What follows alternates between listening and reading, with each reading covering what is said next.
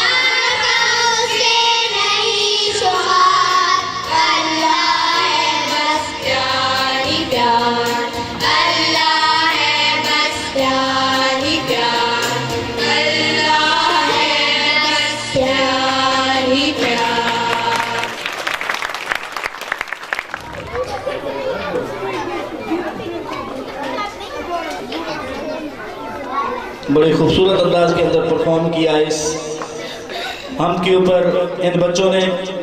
यकीनन जितनी तारीफ की जाए कम है कि इन्होंने इंतहाई छोटी सी उम्र के अंदर अपने आप को इस हमदे बारी ताला पे तैयार किया और आपके सामने स्टेज पे आके परफॉर्म किया। मैं यकीनन दिल की गहराइयों से इनकी असातिज़ा और इनकी जो टीचिंग टीम है और इनको जो कोच करने वाली टीम है, मैं यकीनन दिल की गहराइयों से मुबारकबाद पेश करता हूँ कि ये हमारे बच्चे जो शायद हम इनको इस काबिल न समझते थे जिस काबिल ये थे, यकीनन एक अच्छे, एक मिसाली और एक